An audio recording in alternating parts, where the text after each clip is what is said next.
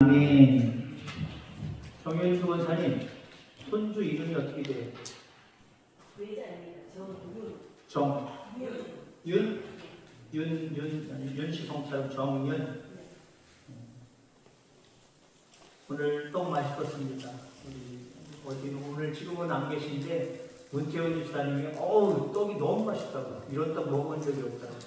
동글동글해서 보통 가래떡이 아니라 그 인절미를 떠르면 쭉쭉 네모 달았거든요, 보통. 근데 제가 봐도 이상하더라고요. 모양이 좀 이렇게 한 건지 찰진 건지.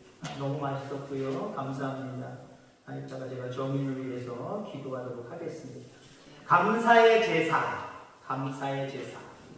오늘 본문에 보니까 하나님을 잊어버린 너희여. 하나님을 잊어버렸다는 게 뭘까요?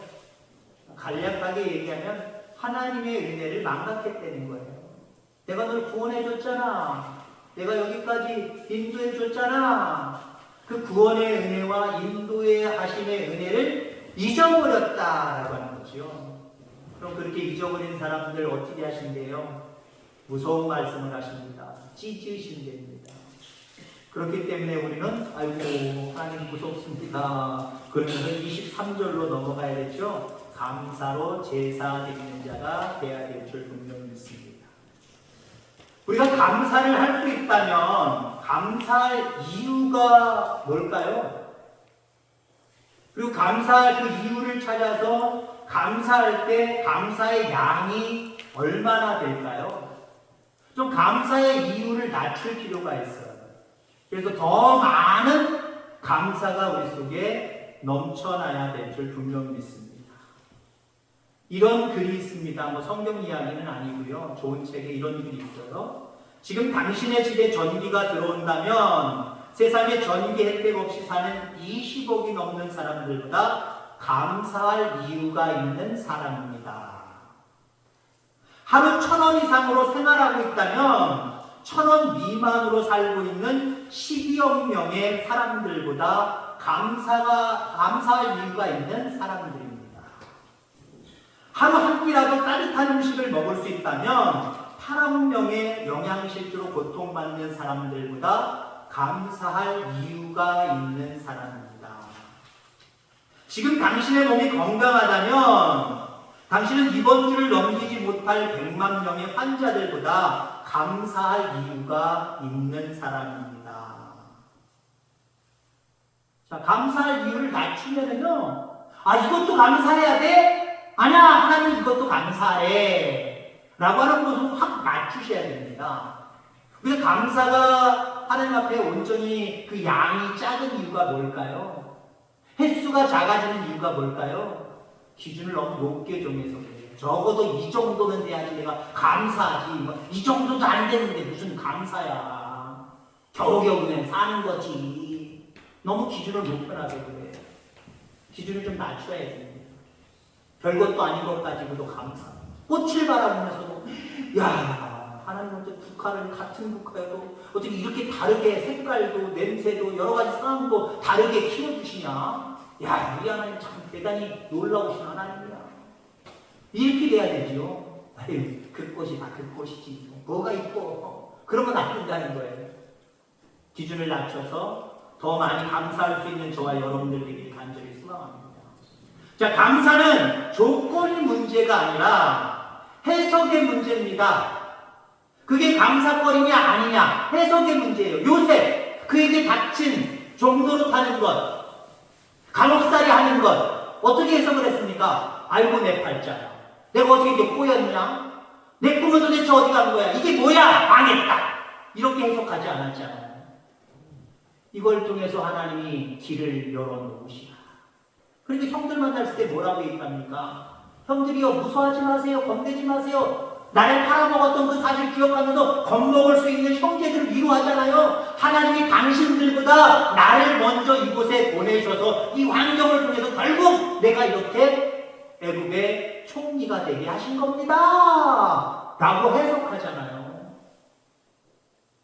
그러니까 요셉은 자기가 당한 여러 가지 상황과 형편을 감사의 조건으로 해석을 했습니다.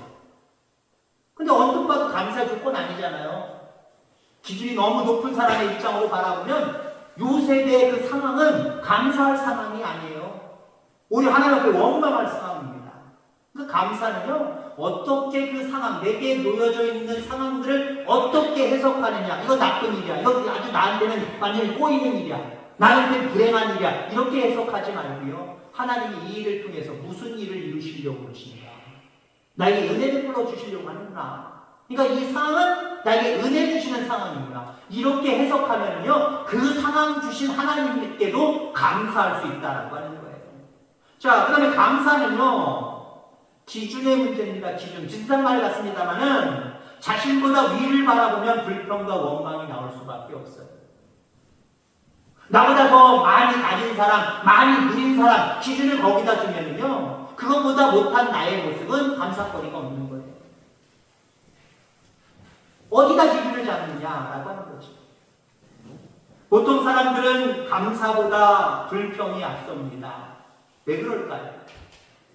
감사가 앞서야 되는데 불평이 앞설 때가 많아요. 왜 그럴까요? 환경을 보고 조건을 보기 때문에 그렇습니다. 또 한 가지 이유가 있다고 한다면 우리 인간은요, 본능적으로 감사보다 불평이 앞섭니다. 불평하는 게 더 쉬워요. 익숙해집니다. 그런데 사람들과 관계 속에서도 이야기를 나눠보세요. 야, 나 이거 큰일 났어. 이거 어떡하면 좋아. 아유, 나 죽게 됐어. 아, 못 살게 됐어. 이런 어떤 원망, 불평, 불만 이런 얘기들 많이 들리잖아요. 근데 나 어떤 은혜 때문에, 누구의 은혜 때문에 이렇게 됐어. 그 사람이 참 고마워, 감사해. 그 사람 대단한 사람이야. 라고 자기 외에 다른 사람을 띄워주거나 다른 사람에게 감사하는 사람들 많이 보셨습니까? 10사람을 만나면 9사람은 다 자기의 상황들, 조건들을 내세우면서 불행하다고, 힘들다고, 어렵다고 다 이렇게 얘기합니다. 그 중에 한 명 정도, 오늘 오전 얘기처럼 한 명 정도만 남의 이야기를 하며 남을 띄워주고 그 사람 대단한 사람이라고, 그 사람 때문에 내가 살게 됐다고, 그 사람 때문에 내가 은혜를 입었다고 라고 하는 어떤 칭찬의 말들, 이런 말들이 주어질 수 있다라고 하는 거죠. 감사로 제사를 드리는 자가 나를 영화롭게 하나니 그의 행위를 옳게 하는 자에게 내가 하나님의 구원을 보이리라 라고 말씀을 하고 있습니다. 어떤 상황에도 감사를 통해서 하나님을 영화롭게 할 수 있기를 주의 이름으로 축원합니다. 그렇습니다. 감사는 하나님을 영화롭게 할 수 있다라고 하는 거예요. 우리의 삶의 목적이 무엇입니까? 하나님을 영화롭게 하는 거잖아요. 우리가 착각하고 있는 게 있어요. 삶은, 인생은 나를 영화롭게 하는 것이다. 다른 사람도 나를 영화롭게 하면 좋은 사람이고 나에게 유익한 사람이고, 어찌됐든 간에 남의 힘이든 내 힘이든 내가 영화로워지는 것, 이게 보통 인간이 가지고 있는 본능적인 욕망입니다. 근데 우리는 본능적인 욕망에 앞서서 우리를 창조하시고 이 우주만물을 창조하신, 생사하복을 주관하신 그 하나님이 뭘 원하신다? 하나님을 영화롭게 하기를 원하신다. 그렇다고 한다면요, 여러분 감사가 넘치기를 주의 이름으로 축원합니다. 왜? 감사가 하나님을 영화롭게 한다라고 말씀을 하고 있습니다. 오늘 한 명의 감사하는 나병 환자, 오전에 말씀드렸잖아요. 그가 돌아와서 예수님께 감사를 드리지 않았다고 한다면 예수님 때문에 그들의 질병이 나은 것을 알 수 있게 되었을까요? 모르게 되었을까요? 몰랐을 거예요. 9명 말고 감사하지 않냐고 돌아가는 9명, 나머지 1명도 감사하지 않냐고 사마리아인도 같이 그냥 제갈길로 갔다고 생각해 보세요. 예수님이 도대체 왜 이들을 제사장에게 보이라고 했는지, 그 다음에 어떤 일이 벌어졌는지, 나중에 소문에 의해서 어쩌면 몇 달이나 몇 년 후에 들릴지는 모르겠지만, 소수에게 들릴지는 모르겠지만 아무것도 남는 게 없어요.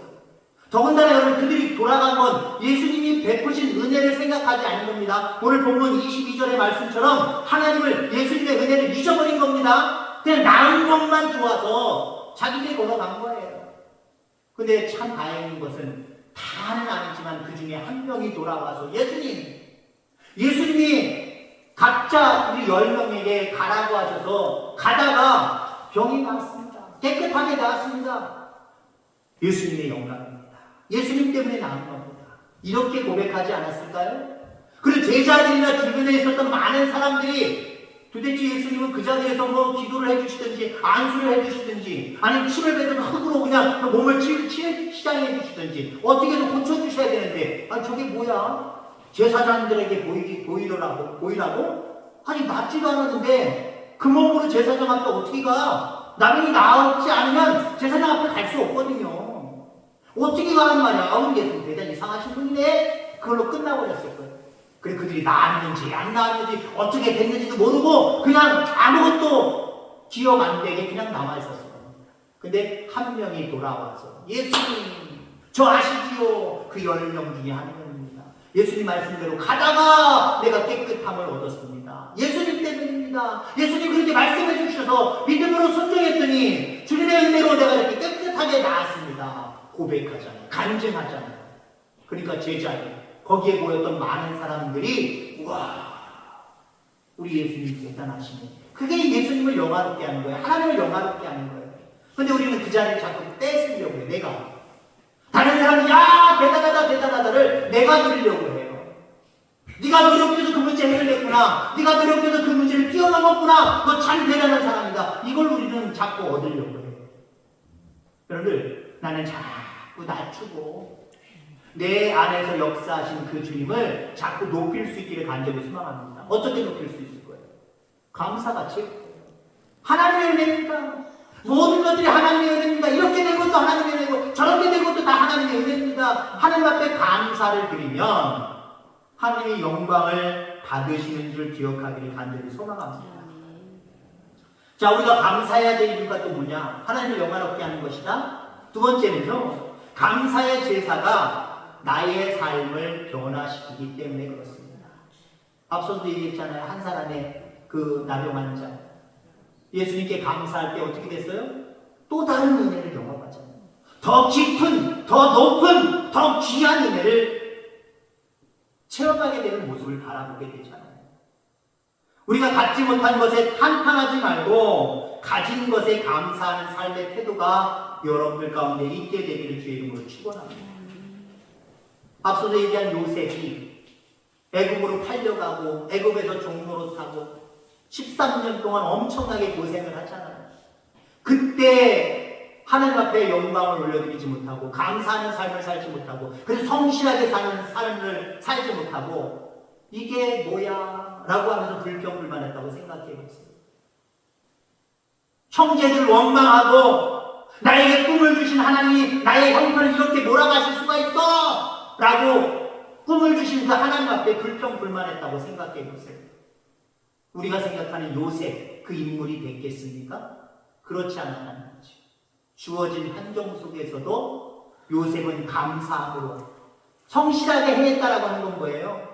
불평불만이 많은 사람은요 자기에게 주어진 그 거리들이 다 불평불만의 거리잖아. 내가 왜 남의 좋은 거로 타야 돼? 에이 저 집에 원수 저거 주인 마님 저 원수야. 내가 뭘 잘 섬겨. 내 팔자가 이런데 주인 잘 못 섬기게 되어 있어요. 주인 앞에서 내내 그러지만 뒤에 가서는 요령 피우고 일부러 안 되게 만드는 행동을 할 수가 있습니다. 감옥에 가서 여러분들 거기서도 인정받아서 간수장이 되잖아요.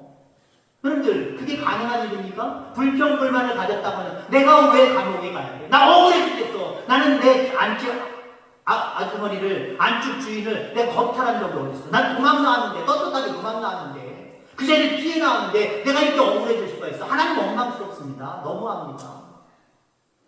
주인 미워하고 하나님 미워했다면 감옥에서 어떻게 생활했겠습니까? 아마 감옥에서 맨날 밖으로 걷어차고 소리 지르고 막 그랬을 것 같아요. 난장판을 지를 것 같아요. 그래서 거기에 또 감옥살을 더하고 감옥에서 지내다가 요셉은 성경에 나오는 그런 인물이 되지 못했을 겁니다.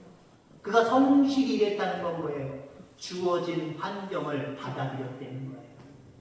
받아들임과 동시에 감사로 여겼다는 거예요. 그러니 그가 결국 노예 생활에서 해방되고 감옥에서도 나오고 그것뿐만 아니라 자기 자신에게 주셨던 그 꿈대로 애굽의 총리가 되는 놀라운 역사, 놀라운 은혜를 누리게 되는 모습들을 우리가 바라보게 됩니다.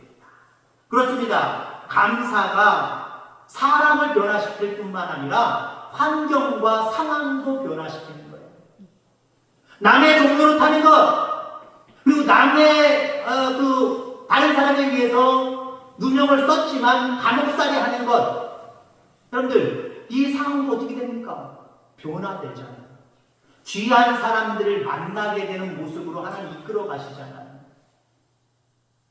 종생활에서 더 나쁜 감옥생활, 자꾸만 잘못된 방향으로 가는 게 아니라 감사드리며 그 상황들을 맞이할 때 하나님은 거기서 술 맡은 관원장, 떡 맡은 관원장을 만나게 하시잖아요.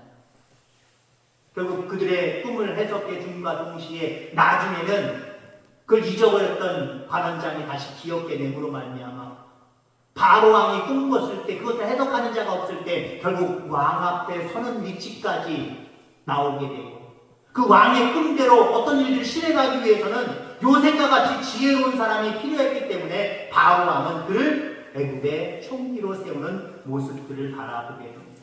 그렇습니다. 감사는 이처럼 상황도 그리고 여러 가지 모든 환경도 나도 변화시킨다는 겁니다. 좋은 모습으로 변화시킨다는 거예요. 이 변화의 바람이 여러분들 가정에 여러분들 삶 가운데 불어오게 되기를 주의 이름으로 축원합니다. 자, 마지막으로 우리가 왜 감사해야 되느냐? 감사의 제사가 나에게 복이 임하게 되기 때문에 그렇다라고 하는 거예요. 감사가 또 다른 복을 우리에게 준다라고 하는 거죠. 많은 사람들이 시련과 고통의 문제에 대해서 이해하지 못하고 주님을 원망하기도 합니다. 자꾸 우리가 하나님 앞에 쓰지 말아야 될 단어, 100% 쓰지 말아야 될 단어는 아닙니다만은 조심해야 될 상황들이 많은 단어가 있습니다. 왜입니다. 하나님 왜? 하나님 왜? 우리 기도할 때 왜라고 하는 의미의 기도를 많이 드릴 때가 있을 거예요. 하나님 왜? 나 예수님 잘 믿잖아요. 이제까지 충성했잖아요. 헌신했잖아요. 근데 왜 아프게 해요? 왜 이거 문제 있게 해요? 왜 돈 없게 만들어요? 왜 이런 문제가 가정에 생기게 만들어요? 왜?